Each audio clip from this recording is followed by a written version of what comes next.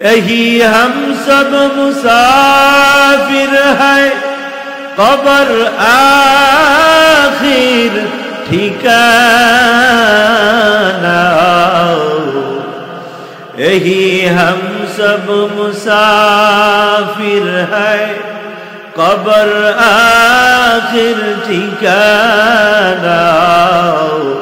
कोई आगे रवाना है और कोई पीछे रवाना। রাতের অন্ধকারে অন্যায়কারী ব্যক্তি তোমার হাতে যাইয়া কসকুচ্চায় 1000 টাকা 2টা নোট দিয়ে আসছে, আর দিনের বেলা আইসা তুমি অন্যায়ের পক্ষে রায় দিয়ে দিয়েছ।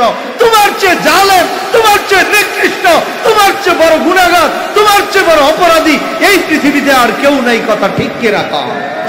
দুনিয়ার কেউ জানে না মেলের চেয়ারে বসে তুমি অন্যায়ের পক্ষে কথা বলেছ, তুমি অন্যায়ের পক্ষে কথা বলছো কেন সেটা কেউ জানে না। তোমার মা জানে না, বাপ জানে না, সমাজের লোক কেউ জানে না। আল্লাহ বলে আলিমুম বিযাতিস সুদূর, অন্তরের খবর একজন জানে, সেটা আর কেউ না, সেটা আমি আল্লাহ। নাসি হুব্বুশ শাহওয়াতি মিনান নিসা من النساء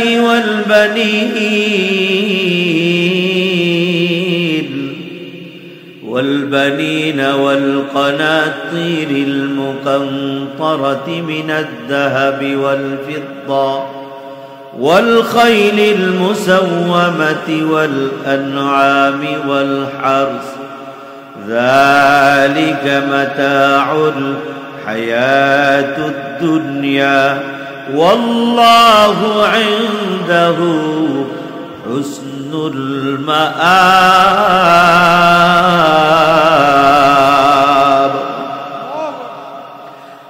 আল্লাহ তাআলা বলেন যুইনা লিন্নাস, মানুষ সুশোভিত মনে করে, মানুষ সৌন্দর্য মনে করে, হুব্বুশ শাহওয়াত, দুনিয়ার লোভনীয় ভালোবাসার বস্তুগুলো, দুনিয়ার লোভনীয় ভালোবাসার বস্তুগুলোকে দুনিয়ার মানুষ শোভনীয় মনে করে, সুন্দর মনে করে, আরামের বস্তু বলে মনে করে। শোভনীয় ভালোবাসার বস্তু কি কি? আল্লাহ তাআলা বলেন মিনান নিসা, 1 নাম্বার হলো নারী। মানুষ মনে করে নারীরাই বুঝে দুনিয়ার সবচেয়ে সৌন্দর্য। 2 নাম্বার ওয়াল বানিন, মানুষ মনে করে সন্তানাদিরাই দুনিয়ার আকর্ষণীয় বস্তু। 3 নাম্বার ওয়াল কানাতিরিল মুকান্তরাতি মিনাদ যাহাবি ওয়াল ফিদ্দা, রাশি রাশি স্বর্ণরূপাকে মানুষ মনে করে সুশোভিত। ওয়াল খাইলিল মুসাওয়ামাতি ওয়াল আনআমি ওয়াল হারস, চিহ্নিত ঘোড়া আর গবাদি পশু আর ফসলি জমিন। আল্লাহ তাআলা বলে মানুষ এগুলিকে সুশোভিত মনে করে, এগুলিকে নিজের জীবনের সৌন্দর্য মনে করি। আল্লাহ তাআলা বলে ওরে বান্দা, না না, এই দুনিয়াতে তোমার বিবি, তোমার সন্তানাদি, যাদের কি তোমার জীবনের সৌন্দর্য মনে করতেছো, আল্লাহ তাআলা বলে না না না, যালিকা মাতাউল হায়াতুদ দুনিয়া, এই যা কিছু দেখতেছো সবগুলো অল্প দিনের জন্য দুনিয়ার সামান। ওয়াল্লাহু ইনদাহু হুসনুল মাআব। আল্লাহ তাআলা বলেন ওয়াল্লাহু ইনদাহু, আল্লাহ তো এমন এক জাত, আল্লাহর কাছেই রয়েছে তোমার আমার জন্য সমস্ত সৌন্দর্য এবং সমস্ত নিরাপত্তার আশ্রয়স্থল। এই আয়াতের শানে নজুল কিতাবের মধ্যে আসছে একদল মুসলিম দুশমন বিধর্মী আল্লাহর নবীর কাছে আসছিলেন, নবীর সঙ্গে বিতর্ক করবেন, উল্টা পাল্টা প্রশ্ন করে নবীকে এরা ব্যতিব্যস্ত করে ফেলবেন। এই নিয়তে যখন নবীর কাছে আসলেন, ওই গোত্রের লোকদের সঙ্গে বাবা এক ঘরের দুই ভাই ছিল। একজনের নাম আবুল হারেসা, আরেকজনের নাম ছিল কুরজ। দুই ভাই একই গাদার উপরে খচ্চরের উপরে সওয়ার। আমার নবীর দরবারের কাছে আইসা ওই গাদাটা একটা ধাক্কা খাইল। সঙ্গে সঙ্গে বড় ভাই কুরজ সে বলে উঠল, মুহাম্মদ সাল্লাল্লাহু আলাইহি সাল্লাম ধ্বংস হোক। আওয়াজ করে বলেন নাউযুবিল্লাহ। তার সঙ্গে আছে আবুল হারেসা, সেও মুসলমান হয় নাই, কুরজ মুসলমান হয় নাই, দুনো ভাই বিধর্মী। গাদা যখন বাবা ধাক্কা খেলু, বড় ভাই কুরজ বলে উঠল, মুহাম্মদ ধ্বংস হোক, নাউযুবিল্লাহ। আবুল হারেসা ধমক দিয়া উঠল, বড় ভাইকে ধমক দিয়া বলল, না এমন বরদোয়া করো না, আমি বরদোয়া করি তুমি ধ্বংস হও, তোমার উপরে ধ্বংস নেমে আসো। বড় ভাই কুরজ তাকে প্রশ্ন করলো, কেন রে মুহাম্মাদের প্রতি তোমার এত মায়া, মুহাম্মাদের প্রতি তোমার এত মায়া জাগলো কেন? আবুল হারেসা বলে, দেখো উনি একজন নবী, আসমানি যত কিতাব অতীতে অতিবাহিত হয়েছে রে ভাই, সমস্ত কিতাবের মধ্যে ওনার নবুয়তের ব্যাপারে আসছে। উনি একজন দামি নবী, দুনিয়ার মধ্যে উনি আখিরি নবী। আসমানি সমস্ত কিতাবের মধ্যে পাওয়া যায়, এমন কোন অতীতের কিতাব নাই যেই কিতাবের মধ্যে উনার কথা উল্লেখ নাই। সমস্ত আসমানি কিতাবের মধ্যে উনার নাম আছে। জোরে বলা যাবে না আলহামদুলিল্লাহ। বড় ভাই কুরজ তাকে প্রশ্ন করলো, যদি এতই মুহাম্মাদের ব্যাপারে তুমি জানো রে, তাহলে কেন তুমি কালেমা পড়ে মুসলমান হও না? ওই আবুল হারেসা যে জবাবগুলি দিয়েছিল, ওই জবাবের পরিপ্রেক্ষিতে আল্লাহ তাআলা নবীর উপরে আয়াত নাজিল করেছিলেন। কি জবাব দিয়েছিল জানুনি? আবুল হারেসা জবাব দিয়েছিল, আবুল হারেসা জবাব দিয়েছিল, এরে ভাই, নবী যে একজন সত্য, আমি এটা দিল থেকে বিশ্বাস করি, কিন্তু আমি ঈমান আনতে পারি না। কারণ হইল, আমাকে রোম সম্রাট অনেক কিছু সুযোগ সুবিধা দিয়ে রেখেছেন। আমার ঘরের প্রয়োজন, আমাকে ঘর দিয়েছেন। আমার জমির প্রয়োজন, জমি দিয়েছেন। আমার স্বর্ণ অলংকারের অভাব নাই, ঘোড়ার অভাব নাই, জমিনের অভাব নাই, সব দিয়েছেন। এই রোম সম্রাট আমাকে দিয়েছেন। আজ যদি আমি কালেমা পড়ে মুসলমান হই, আমার সমস্ত সম্পদ কেড়ে নিবে রে। আমি একেবারে নিঃস্ব হয়ে যাব, আমি গরিব হয়ে যাব, অভাব নেমে আসবে রে।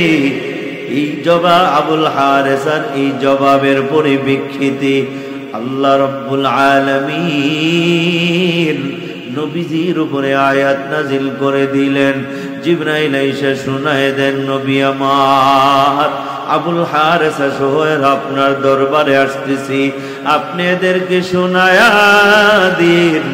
যুয়িনা লিন্নাস হুব্বুশ শাহাওয়াত, দুনিয়ার লোভনীয় ভালোবাসার বস্তুগুলোকে মানুষ সুশোভিত মনে করে, মানুষ আনন্দের বস্তু মনে করে। মিনান নিসা,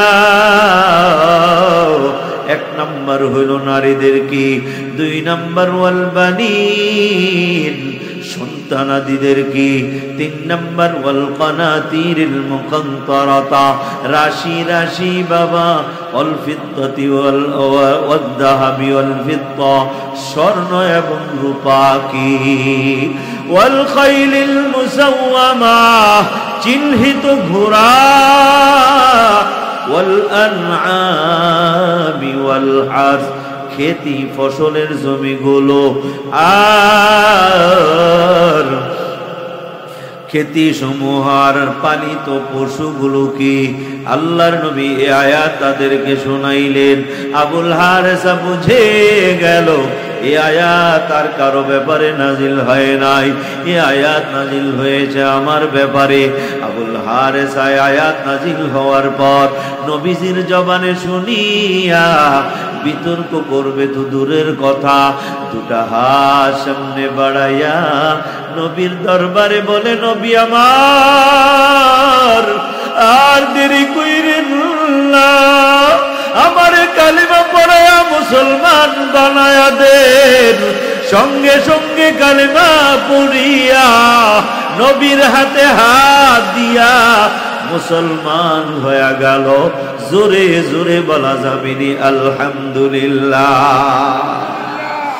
আমাদের দেশের অনেক ভাই যারা ওলামায়ে কেরামদেরকে হক মনে করে, ওলামায়ে কেরামদেরকে সত্যর পথে আছে বলে মনে করে, হকের পথে ন্যায়ের পথে আছে বলে মনে করি, কিন্তু বাবা জবান দিয়া বলে না। কেন বলে না? দলের পথ ছুটিয়া যাবে, ওই দলে থাকা যাবে না। ওই দলের পথ ঠিক রাখার জন্য ওই সত্যকে গোপন করে চলে। এ বাবা, তোমাদের জন্য শোনায় যায়, আবুল হারেসার মতো তুমি হইও না। এখন তো আর ওহি নাজিল হয় না, ওহি নাজিল হইলে হয়তো তোমার জন্য এই আয়াত নাজিল হইত। দুনিয়াতে এমন অনেক ভাই ছিল আওয়ামী লীগের সরকারের আমলে বাবা ওলামায়ে কেরামদেরকে সত্য জানতো, ওলামায়ে কেরামরা হকের উপরে আছে এই কথাও জানতো, দিলে দিলে বিশ্বাসও করত, কিন্তু বাবা ভয়ে বলতো না। কেন জানুনি? এরা ভাবতো যদি ওলামায়ে কেরামদের পক্ষে বলি রে, কালকে আমার পদও যাবে, জেলের বাতও ভাগ্যে জুটে যাবে। কথা ঠিক কিনা কর? এখন তুই খালি দৌড়া, বাড়ি ছেড়া পাবো। এই কথা এদেরকে আপনারা দুনিয়ার সুশোভিত মনে করিয়েন না। দুই নম্বর ওয়াল বানিন, সন্তান আদিদের মায়ায় পড়ে আজকে আমি আর তুমি সুদ খাই, ঘুষ খাই, হারাম খাই। জিজ্ঞেস করলে বলে সন্তান আদিদের ভবিষ্যৎ আছে, এদের চিন্তা আমাকে করতে হবে। এদের চিন্তা করতে যাইয়া আমার অনেক ভাই আছে বাবা সুদের কারবারি করে, ঘুষের কারবারি করে, এমন আছে না নাই? না না, সন্তানের মায়ায় পইরা বাবা সুদে ঘুষে বাড়ি বানাইও না, হারাম জিনিস দ্বারা বাবা জাগার মালিক হইও না, ঘরের ফার্নিচার গুলো জোড়াইও না, ব্যাংকে টাকা তুমি বাবা জমাইও না। কারণ হঠাৎ করে মরে যাবা, তোমার সঙ্গে কিছুই যাবে না, কবরে তুমি জাহান্নামের আগুনে জ্বলবা। দুনিয়ায় বসে বসে আর আরাম করবে, এটা কোনো বুদ্ধিমানের কাজ নয়। কথা ঠিক কিনা কর? রাসূল পাক সাল্লাল্লাহু আলাইহি ওয়াসাল্লাম দুনিয়ার একটা উদাহরণ দিয়েছেন। আল্লাহর নবী বলে দুনিয়ার মানুষের তিনটা বন্ধু আছে। তিনটা বন্ধু, এই তিন বন্ধুর এক বন্ধু মরার সঙ্গে সঙ্গে তার থেকে আলাদা হয়ে যায়, আরেক বন্ধু তার কবর পর্যন্ত যায়, আরেক বন্ধু একেবারে তার হাসরের ময়দান কায়েম হক পর্যন্ত তার সঙ্গে থাকবে। সুবহানাল্লাহ। তো আল্লাহ নবী এই 3 বন্ধুর কথা বলার পরে জিজ্ঞেস করলেন, তোমরাই বলো এই 3 বন্ধুর মধ্যে কোন বন্ধুটা বেশি আপন? আপনারা বলেন কোন বন্ধুটা আপন? কয় নাম্বার? 3 নাম্বার। কয় নাম্বার? 1 নাম্বার বন্ধু হইল মরার সঙ্গে সঙ্গে সে ওই আমাকে ছেড়ে দিবে। 2 নাম্বার হলো আমার কবর পর্যন্ত সে যাবে, 2 নাম্বার বন্ধু। 3 নাম্বার বন্ধু হইল সে দুনিয়াতেও ছিল, আখেরাতেও সে থাকবে, হাসরের ময়দান জান্নাত পর্যন্ত সে আমার সঙ্গেই থাকবে। তো রাসূল পাক সাল্লাল্লাহু আলাইহি সাল্লাম জিজ্ঞেস করলেন, সাহাবীরা তোমরা বলো তো কোন বন্ধুটা সবচেয়ে আপন, কোন বন্ধুটা সবচেয়ে উত্তম? সাহাবাই কারাম বললেন, ইয়া রাসূলুল্লাহ 3য় বন্ধু। আল্লাহর নবী জিজ্ঞেস করলেন, জানো এই 3 বন্ধুকে? কয় না, জানি না। আল্লাহু আ'লাম, আল্লাহই ভালো জানে আর আল্লাহর রাসূল ভালো জানে। রাসূল বললেন, 1 নাম্বার বন্ধু হলো তোমার দুনিয়া, তোমার ঘর বাড়ি টাকা পয়সা জায়গা জমি। তুমি মরার সঙ্গে সঙ্গে এই সবগুলোর মালিকানা তোমার সন্তানেরা, তোমার স্ত্রী, তোমার ওয়ারিসরা হয়ে যাবে। তোমার কোনো আর মালিকানা থাকবে না। মরবা তো তোমার মালিকানা চলে যাবে, তোমার থেকে পৃথক হয়ে যাবে। আর 2 নাম্বার বন্ধু হলো তোমার সন্তানাদি, তোমার আপনজন, তোমার আত্মীয় স্বজন, তোমার বন্ধু বান্ধব। এরা তোমার কবর পর্যন্ত যাবে। তোমাকে মাটি দেওয়ার পরে সবাই তোমাকে কবরে রেখে এমন এক কবর, একটা লোকও ভাববে না এই লোকটা কালকে ও দামি একটা খাটের উপরে ঘুমাইছিল, এই খাটের উপরে জাজিম ছিল, জাজিমের উপরে আবার তোষক, তোষকের উপরে চাদর, চাদরের উপরে বালিশ, এই বালিশে নরম বালিশে মাথা রেখে ঘুমিয়েছিল। উপরে ফ্যান চলতো, ঘরে লাইটিং ছিল, আলো ছিল, আশপাশে কত লোক ছিল। আজ তাকে এমন একটা ঘরে শোয়াইলাম যেই ঘরে একটা খাট নাই, আবার তোষক নাই, কোনো চাদর নাই, বালিশ নাই, এখানে কোনো ফ্যানও নাই, লাইটও নাই, দরজাও নাই, জানালাও নাই। এমন একটা কবরে তারে শোয়ায় দিলাম। বন্ধু নাই রে, বান্ধব নাই রে কবরে, একা একা কেমনে থাকবো ওই কবরে। বাতি নাই রে, সাথী নাই রে কবরে, একা একা কেমনে থাকবো ওই কবরে। কবর হইল ছোট একটা মাটির ঘর, কবর হইল ছোট একটা মাটির ঘর। সেই কবরে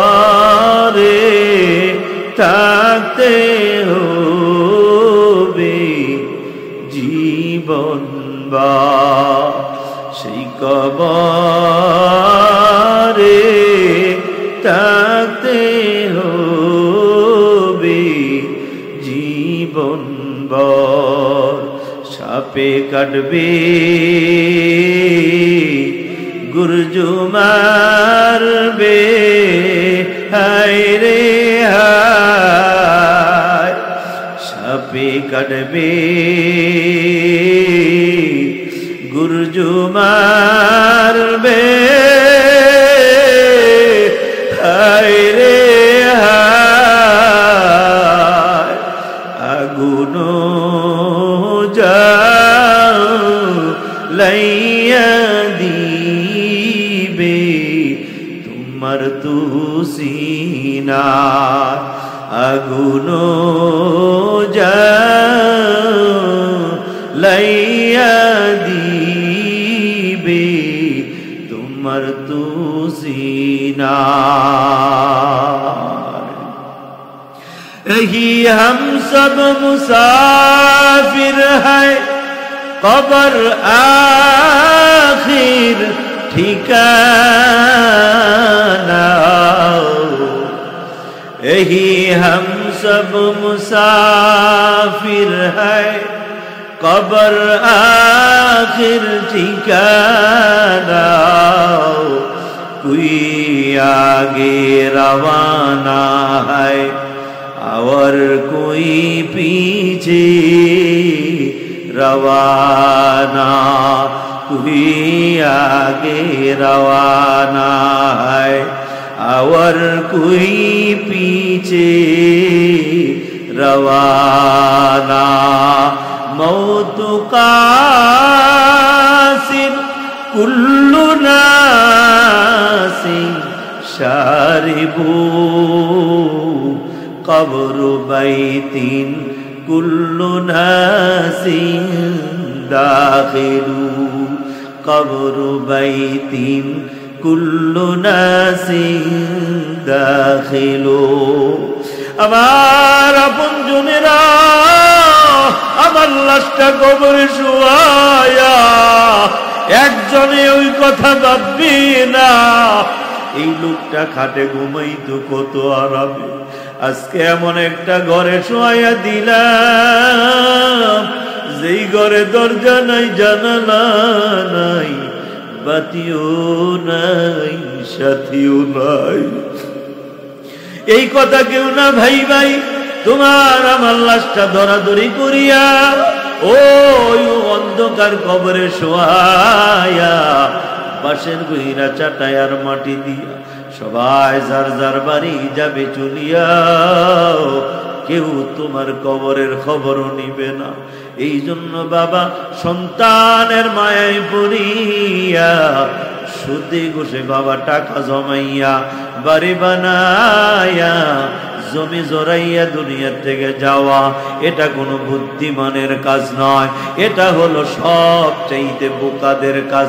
জোরে বলেন কথা ঠিক কিনা? আল্লাহ তাআলা কি বলেছেন? আল্লাহ তাআলা তো আরেকটা মেসেজ দেন আমাকে, অন্য আরেক মেসেজ দেন। কি মেসেজ জানুনি? আল্লাহ তাআলা বলে, বান্দা হাসরের ময়দান যেদিন কায়েম হবে, এই সন্তানগুলো তোরে দেইখা পালাবি পালাবি। বাবা বলে পরিচয় দিবে না, কোরআন বলে আমি বলি না, ইয়াউমা ইয়াফিরুল মারউ মিন আখিহি ওয়া উম্মিহি ওয়া আবিহি ওয়া সাহিবাতিহি ওয়া বানিহি। আল্লাহ তাআলা বলেন, তোমারে দেখা তোমার মা পালাবে, বাবাও পালাবে, স্ত্রী পালাবে, সন্তানাদিরাও পালাবে। কেউ তোমারে সন্তান বলে পরিচয় দিবে না, সন্তানেরা বাবা বলে পরিচয় দিবে না, স্ত্রী তোমারে স্বামী বলে পরিচয় দিবে না, মা তোমারে সন্তান বলে পরিচয় দিবে না, বাবা তোমারে সন্তান বলে পরিচয় দিবে না। নিজের আমল নিজে করে নাও, আখিরাতের সম্বল তোমারটা তুমি যোগাইয়া যাও, কেউ তোমার জন্য যোগায়া দিবে না। আখিরাতের চিন্তা তোমারটা তোমাকেই করা লাগবে।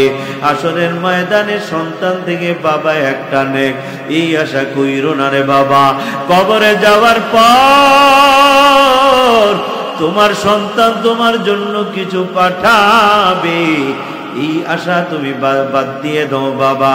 যে করে পরে রাস, যে সে যায় বনবাস, কথা ঠিক কিনা কর?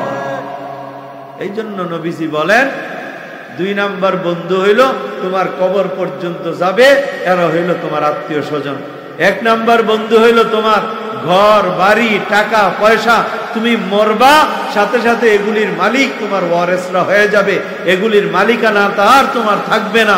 2 নাম্বার বন্ধু এরা হলো তোমার ছেলে মেয়ে, তোমার সন্তানাদি, আত্মীয় স্বজন, বন্ধু বান্ধব, এরা তোমার সাথে কবর পর্যন্ত যাবে, মাটি দেওয়া শেষ, তোমার কবর ছেড়ে এরা চলে আসবে। 2 দিন 3 দিন হয়তো মনে রাখবে, এরপরে আর মনে রাখবে না। তোমার সঙ্গে একটা জিনিস, তোমার 3য় নাম্বার বন্ধু হলো এটা তোমার আমল। আমল যদি ভালো হোক, আমল চাই ভালো হোক, আমল চাই খারাপ হোক, এটা তোমার সাথে থাকবে কতদিন পর্যন্ত?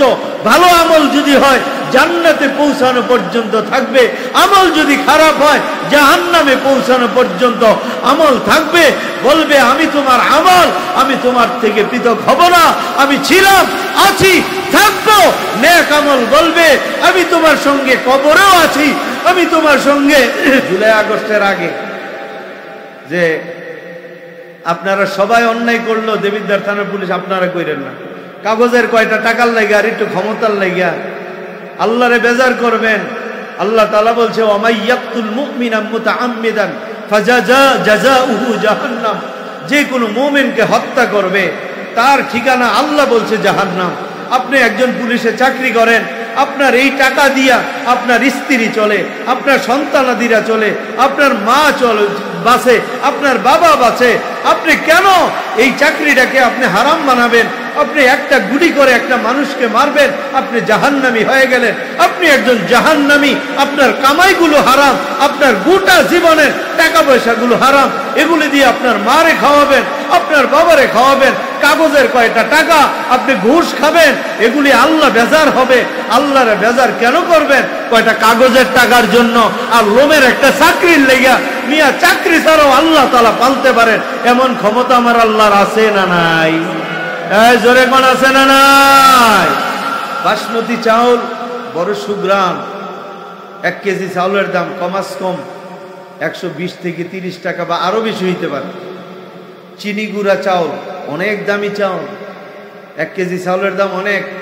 সাধারণ চাল তো 50-60 টাকা 70 টাকা কেজি হইলে পাওয়া যায়, কিন্তু এই দামি চাউলের সঙ্গে কিছু অসাধু ব্যবসায়ী আছে, সাদা সাদা কিছু পাথর মিক্স করে দেয়। এই পাথরগুলো বাজারে উঠাইলে কেউ 2 টাকা কেজিও কিনবে না। কি বলেন? যদি আমি আজকে দেবিদ্বারের বাজারে কালকে রাস্তা থেকে টোকায় টোকায় পাথরগুলো সুন্দর করে ধুইয়া বইসা খাড়ির মধ্যে কইরা নিয়ে বসা থাকি, একবারে সকাল থেকে সন্ধ্যা পর্যন্ত বসে থাকবো, কাস্টমারের দেখা একজনও পাওয়া যাবে না। কি কথা ঠিক কিনা?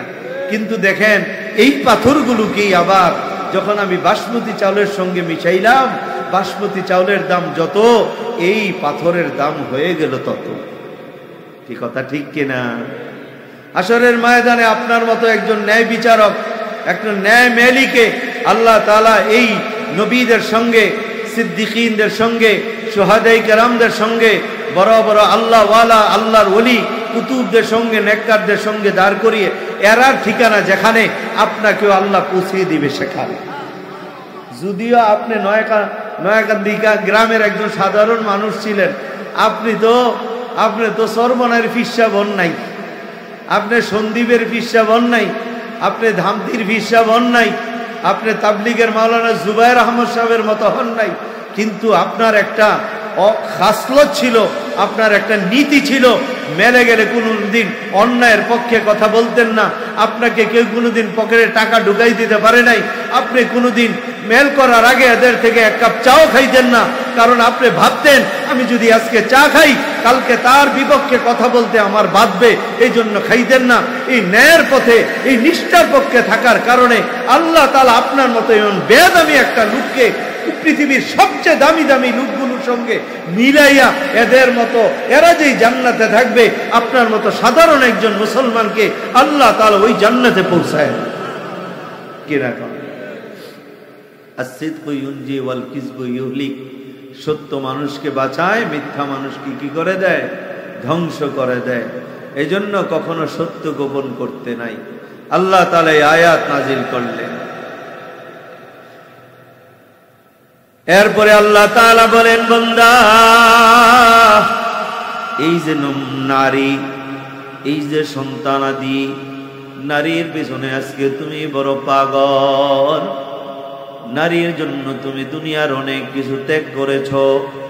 কত ভাই এই নারীর মায়ায় আর মহাব্বতে পড়িয়া মা ছাড়লো, বাবা ছাড়লো, বাড়ি ছাড়লো, কত দূর দূরান্তে চলে গেল।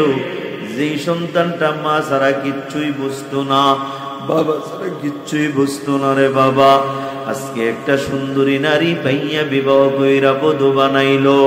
ওই নারীও দেখলু আমি যদি আমার শ্বশুর আর শাশুড়ির সঙ্গে বাড়ি থাকি, সকাল সকাল ঘুম থেকে উঠে নাস্তা বানাইতে হবে, সারা রাত মোবাইল টিপা যাবে না, টিভি দেখা যাবে না, মার্কেটে ঘোরা যাবে না, স্বামীর টাকা দুই হাতে খরচ করা যাবে না। এই জন্য স্বামীরে বুঝাইয়া বাড়ি থেকে বের করা লাগবে। আস্তে আস্তে কত ষড়যন্ত্র বানাইয়া সত্য আর মিথ্যা স্বামীর কানে মা আর বাবার নামে বলা শুরু করলো। স্বামী মার বাবার বিরুদ্ধে, বোনের বিরুদ্ধে, ভাইয়ের বিরুদ্ধে শুনতে শুনতে কানগুলি ঝালা পড়া হইয়া দিলের মধ্যে বাবা বসে গেছে, আসলে আমার মা খারাপ, আমার বাবা খারাপ। একটা সময় বাবা দেবিদ্যার কুমিল্লা বাসা নিয়া অন্য অজুহাত দেখায়া বিবি নিয়া বাসায় থাকে রে। ওই বৃদ্ধা মার বাবাকে দেখার মতো কেউ নাই, বাড়িতে দুটা বুড়া বুড়ি একা একা পড়ে আছে, এদের খোঁজ খবর মাঝে মাঝে নেয়। এ বাবা টাকা চাইলে জবাব দেয়, ও মা ও বাবা তোমরা তো জানো বাসা ভাড়া দেওয়া লাগে, গ্যাস বিল কারেন্ট বিল দেওয়া লাগে, তোমার নাতিরা স্কুলে পড়ে এদের বেতন দেওয়া লাগে, কেমনে দিব একটু কষ্ট করে চলো। ওই বৃদ্ধা মার বাবা নিজের কষ্ট নিজের বুকে চাপা দিয়া এ বাবা কষ্টে চলে এই বুড়া মিয়ার এক কাপ চা খাইতে মন চাইলেও এ বাবা দোকানে যায় না, কারণ আজকে আমি একজন থেকে চা খাবো, কালকে যদি তারে আমি খাওয়াইতে না পারি আমার তো সম্মান থাকবে না। এই জন্য এই লোকটা দোকানেও বসে না, মানুষকে বলে না না আমি দোকানে আর বসবো না। এমন ঘটনা সমাজে আছে না নাই? ওরে আমার পর্দার আড়ালের মা অনুরোধ করে বলে যায়, শ্বশুর আর শাশুড়ি তোমার বড় দামি সম্পদ গো, এই শ্বশুর শাশুড়ির মনে কষ্ট দিও না, ব্যথা দিও না, শ্বশুর শাশুড়ির খেদমত করো, শ্বশুর শাশুড়িকে নিজের সঙ্গে রাখো, এদের থেকে দোয়া নাও।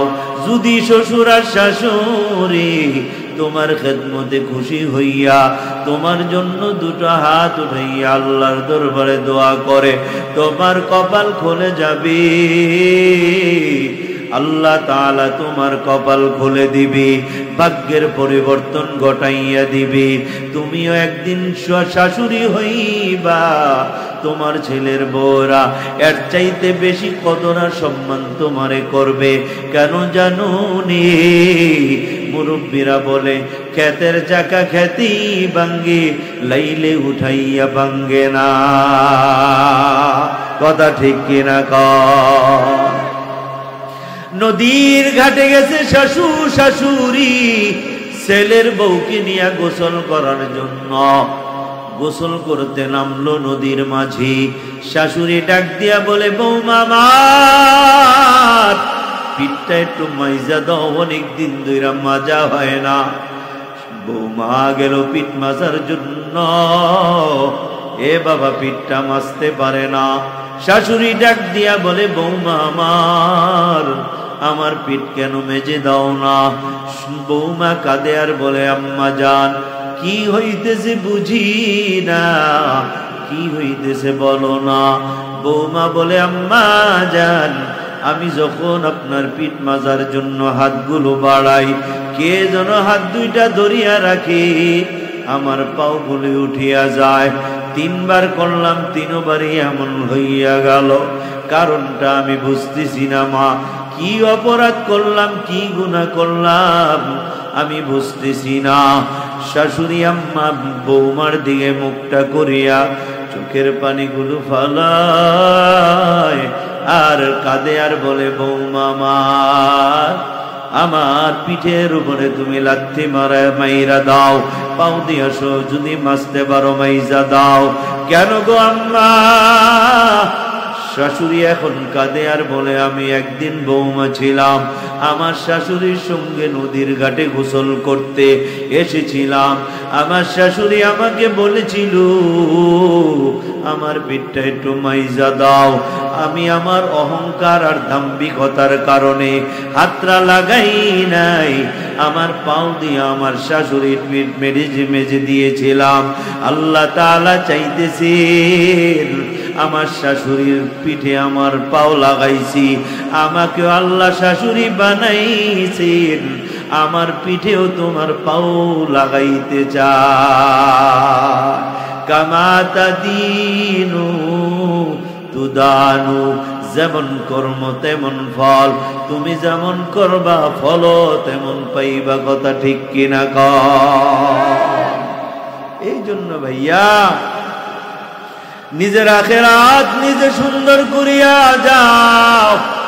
এই নারীর পিছনে পইরা আমার আল্লাহকে ভুইল না।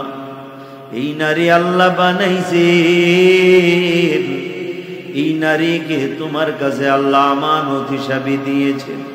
এই নারীকে দিনের উপরে তুমি চালাও।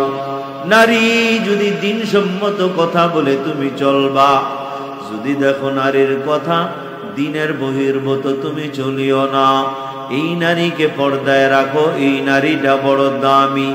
কখনোই নারীটা কারো মেয়ে হয়, কখনোই নারীটা কারো বধূ হয়, কখনোই নারীটা কারো মা হয়, কখনোই নারীটা কারো আদরের দাদি হয়, কখনোই নারীটা কারো আদরের নানি হয়, কখনো আদরের শাশুড়ি হয়। এই দুনিয়াতে যত নবী পয়গম্বর আসছে গো মা, নারী জাতির গর্ভ থেকেই আসছে। ও মা, সমস্ত সাহাবায়ে কেরাম, আউলিয়া উলিয়া, গাউস কুতুব, দুনিয়াতে যারা আসছেন সমস্ত নবী আউলিয়া উলিয়া, আলেম উলামা, হাফেজ, ইমাম, খতিব, মুফতি, মুহাদ্দিস সব মা জাতির গর্ভ থেকে আসছে। যদি এই মা জাতিরা পর্দায় থাকে, আল্লাহর ফজলে করমে দেখবেন এই মা জাতির গর্ভ থেকে নেককার সন্তান জন্ম নিবে। আরবিতে একটা প্রবাদ বাক্য আছে রে, কুল্লু ইনাইন ইয়াতারাশাহু বিমা ফিহি, পাত্র থেকে ওই জিনিসই পড়বে, কাজ করার পরে পাত্রে যেই জিনিস থাকে। তোমার বিবির গর্ভ থেকে ওই সন্তান জন্ম নিবে, তোমার বিবির কলবে আর গর্ভে যা জিনিস থাকে।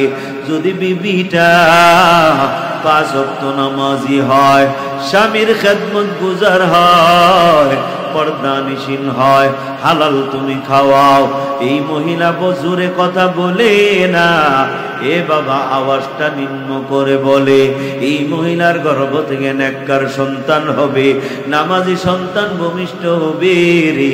এই মহিলার গর্ভ থেকে কোনোদিন বাবা সুদখোর সন্তান জন্ম নিবে না, ঘুষখোর সন্তান জন্ম নিবে না, এ বাবা বেনামাজি সন্তান জন্ম নিবে না, জালেম ডাকাত চোর সন্তান জন্ম নিবে না।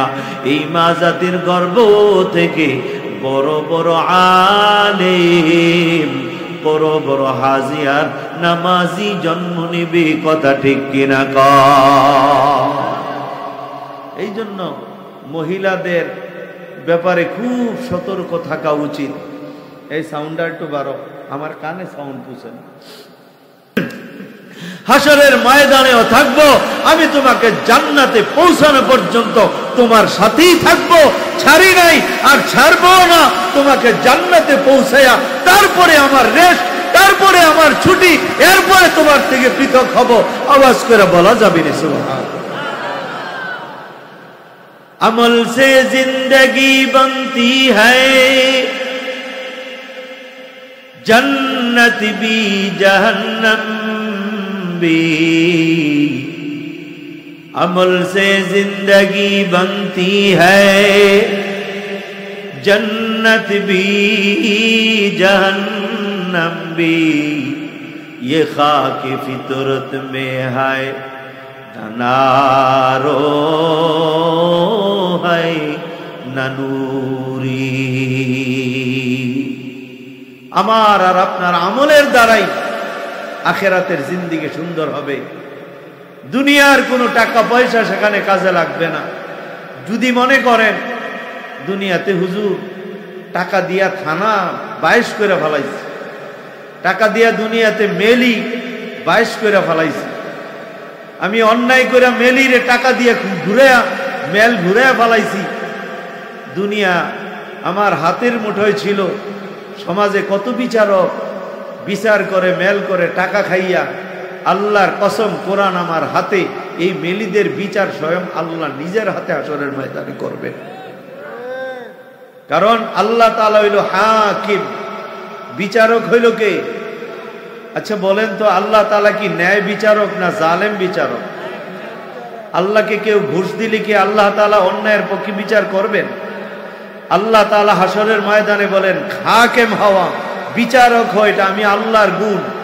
তুই দুনিয়াতে আমি আল্লাহ তোকে এই অধিকারটা দিয়েছিলাম, সম্মানটা দিয়েছিলাম, কিন্তু বিচারের চেয়ারে বসে ওই সম্মান মর্যাদা রাখো নাই, তুমি 2 নাম্বারই করেছ। দুনিয়ার কেউ জানে না মেলের চেয়ারে বসে তুমি অন্যায়ের পক্ষে কথা বলেছ, তুমি অন্যায়ের পক্ষে কথা বলছো কেন সেটা কেউ জানে না। তোমার মা জানে না, বাপ জানে না, সমাজের লোক কেউ জানে না। আল্লাহ বলে আলিমুম বিজাতিস সুদূর, অন্তরের খবর একজন জানে, সেটা আর কেউ না, সেটা আমি আল্লাহ। কথা কোন ঠিক কিনা? অন্তরের খবর কে জানে? রাতের অন্ধকারে অন্যায়কারী ব্যক্তি তোমার হাতে যাইয়া কসকুচ্চায় 1000 টাকা 2টা নোট দিয়ে আসছে, আর দিনের বেলা আইসা তুমি অন্যায়ের পক্ষে রায় দিয়ে দিয়েছ। তোমার চেয়ে জালেম, তোমার চেয়ে নিকৃষ্ট, তোমার চেয়ে বড় গুনাহগার, তোমার চেয়ে বড় অপরাধী এই পৃথিবীতে আর কেউ নাই। কথা ঠিক কি রাখা? যারা বিচার কার্য পরিচালনা করেন, চাই সরকারিভাবে হোক, চাই সামাজিকভাবে হোক, আপনি তো বিচারক, যেভাবে হইছেন আপনি একজন বিচারক, আপনি একজন মেলি। আপনি জানেন, আপনি দুনিয়াতে যদি ন্যায়ভাবে বিচার কার্য করে মরে যেতে পারেন, ন্যায়ের পক্ষে থাইকা বিচার করেন, আপনার একটা লাভ হবে আর একটা ক্ষতি হবে। ক্ষতিটা হবে এই দুনিয়ার চাটুকারীরা, অপরাধীরা, এই দুনিয়ার খারাপ লোকগুলো আপনাকে পরিত্যাগ করবে, আপনাকে পরিত্যাগ করবে, আপনার সঙ্গ ত্যাগ করবে। এটা আপনার হয়তো দুনিয়ার সাময়িক একটা ক্ষতি হবে, কিন্তু বড় উপকার হবে এটা। আল্লাহ তাআলা হাশরের ময়দানে মা'আন নবিয়্যিন ওয়াস সিদ্দিকিন ওয়াস শুহাদা ওয়াস সালিহিন, আপনাকে হাশরের ময়দানে দাঁড় করাবে একটা ভিআইপি কাতারে। সুবহানাল্লাহ।